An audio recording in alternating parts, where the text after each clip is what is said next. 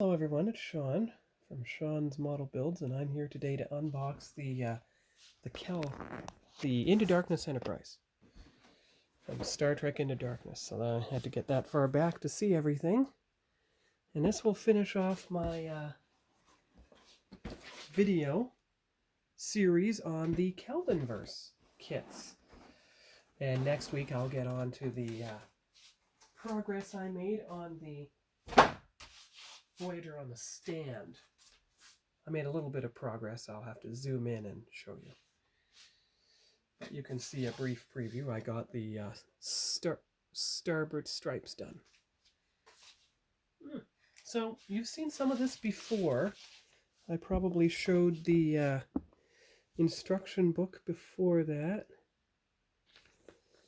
But let's go over the instructions and we'll go on from there. All right. So you can see the front page, and then I skip over to the page that will show the color scheme.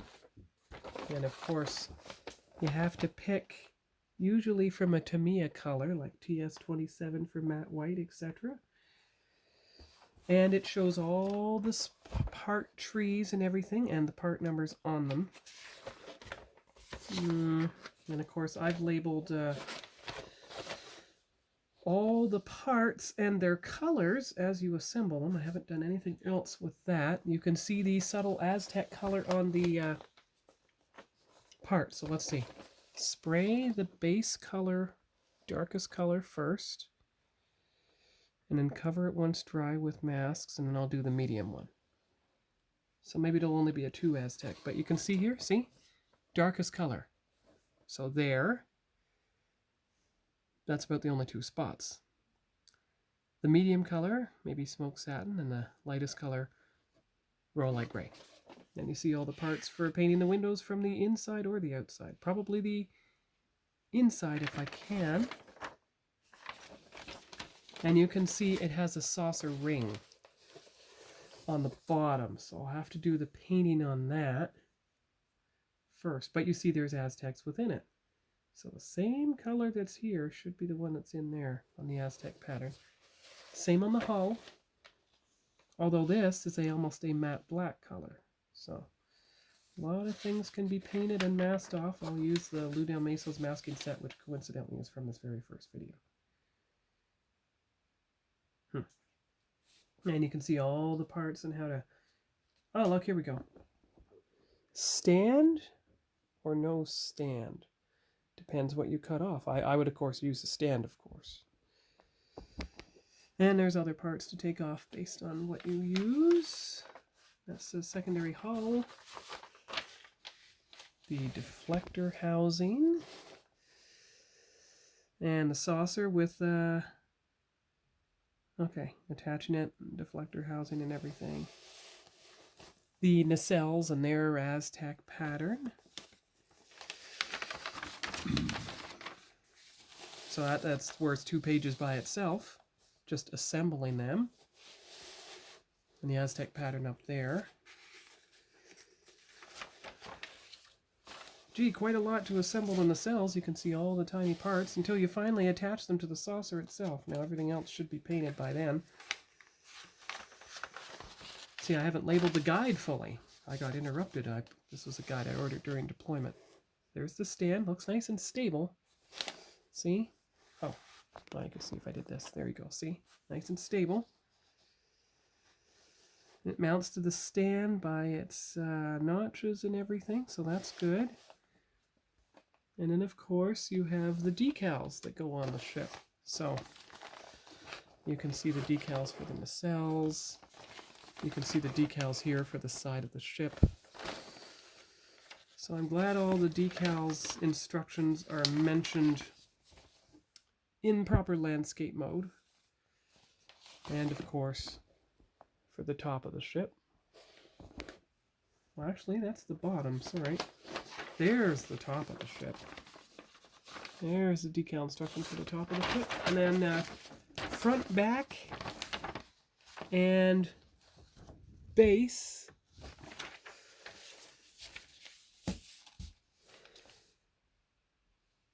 And then a few other pieces, a few other minor adjustments. So that's the instructions. Now we'll move on to the parts. I'll open the bags for the first time.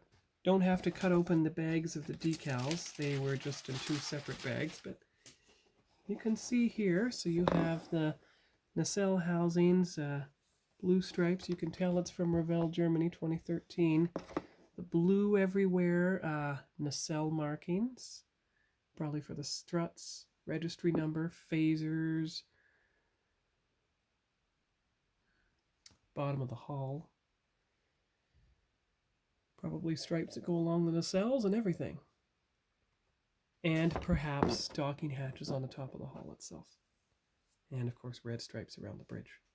So now we'll keep the clear pieces in here, but you can see the nacelle domes and probably deflector dish and bridge windows and everything, even some nacelle pieces.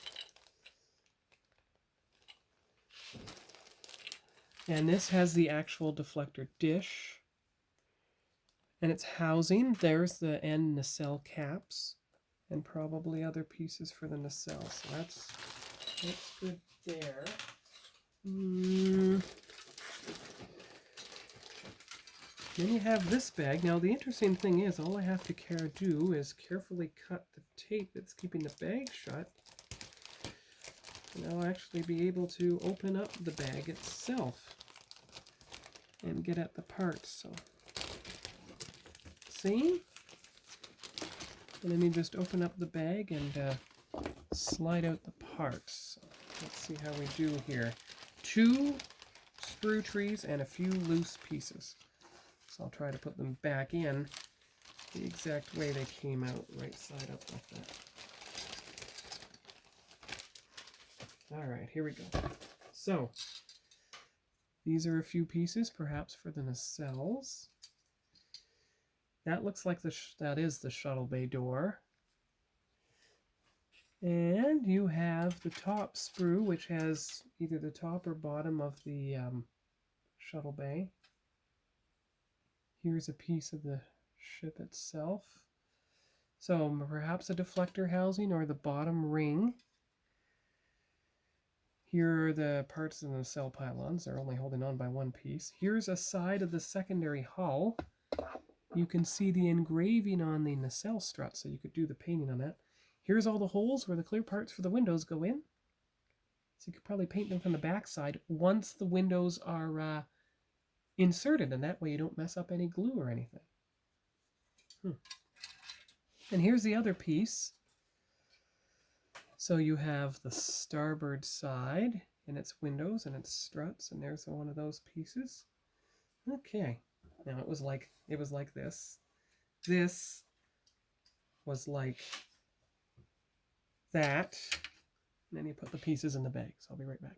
Now, like all other unboxing videos, this one, instead of being titled unboxing number, will be retroactively titled model number, part, etc. Once I have start building it. Alright, so let's see. This bag itself should also be just taped with one little piece. There you go. That's good. I actually prefer this because it's easier. You just slide the parts out and you don't have to do a lot of cutting. So you can see the stand, you can see the slots that the stand has to fit into. There's the bridge, part of the bridge dome assembly. This is probably part of the bridge itself. There's the sensor dome for the bottom. There is the impulse housing, so you can see how you could paint red in the different slots. And what do we have here? Well, bigger part of the bridge dome, so maybe B and C deck. Maybe there's a spot where the stripes go on. These are the 2 halves that make up the stand. There's the actual impulse housing itself. You can see the grill work in there. And that's probably the impulse engine bolt cover for the top of the saucer. So now you put the pieces back in their bag, and we'll see what bag is next. Alright, so we're down to just 2 bags. This one actually has to be cut. The tape right there. Good. There we go. And aha, there we are. Okay, so these are pretty well equal. Nacelle struts. Well, no, just the nacelles. See? So both parts are identical. They have a little fin. You can see that. This one fell off, but it's the same piece.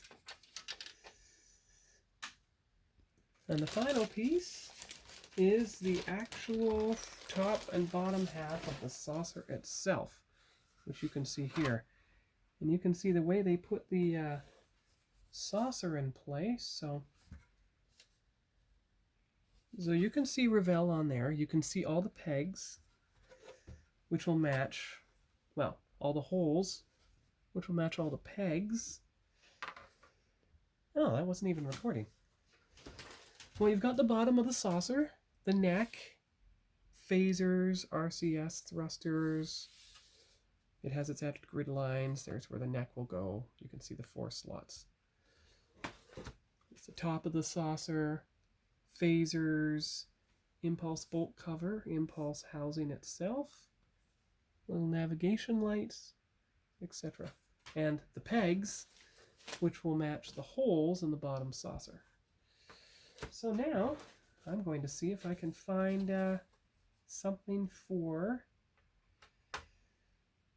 Aztec decals. Be right back.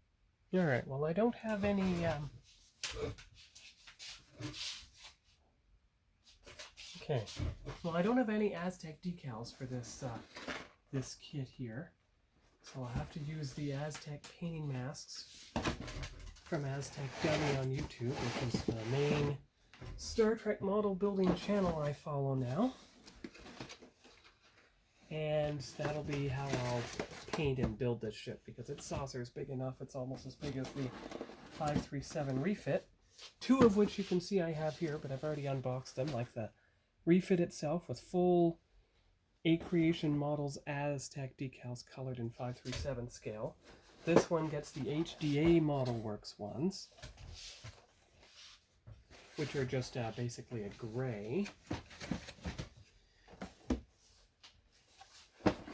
Yeah, because you can, yes, I have the original instructions, but I have the A Creation decals models. I have all kinds of stuff, although you don't want the blue tinge ones. Remember, that's pink, so you don't use it anyway. Warp field grills, etc. Parts from Lake Monster Details. Accurate shuttles, which are even smaller than the shuttles I have from the 350 scale. So it's all correct. And of course, what I'm going to build in the new year, once I'm done with Voyager and the Robocop car, is the 1000 scale Reliant, the new one, and 1000 scale Wrath of Khan refit. And I have the Aztec decals for both of them, so that'll work out just fine. Yeah. And of course, you've seen the whole Star Trek shelf already. So I've unboxed most of it, and I have Aztec decals for all 3 versions of the Enterprise right now. And you can see here the Kelvin, the Bird of Prey. There's a Cadet Series set, another 1000 scale Discovery Enterprise. The bridge set, so I might unbox that. So I'll probably get around to unboxing most of the Star Trek kits I possess, because I don't know if I ever did a proper unboxing of the 350 scales at all. And I do have 3 of them. So I can build the Enterprise A, I can build the refit, and I can build the things. But those will be the last Star Trek models I build, the culmination of my model building hobby. And so what I'm going to do now is put Voyager back on the desk here, so that I can finish up with the progress I made. So you can see how I did the starboard stripes, how I painted in the white, almost like a dove gray on top there, and I did more of the decals working my way back. So there's basically just torpedo stuff and some decals on the top here. So you can see the white. I used the magnifying glass. These squares were bigger. These squares were so tiny that basically just I had to use my magnifying glass for them. And you see they bump right up against each other. They're not separated like the others. So at first I thought I'd made a mistake. No, that's not a mistake. They're right up against each other. And now I can see, now zooming in, one of these skate pods is slightly misaligned.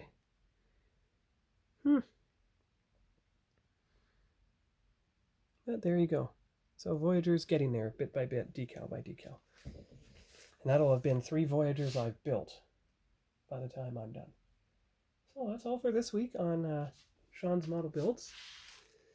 And we'll see you here next week for, well, whatever I do next, whether it's an unboxing video or a model build slideshow, which I think is more likely because there's still 4 models I have to account for.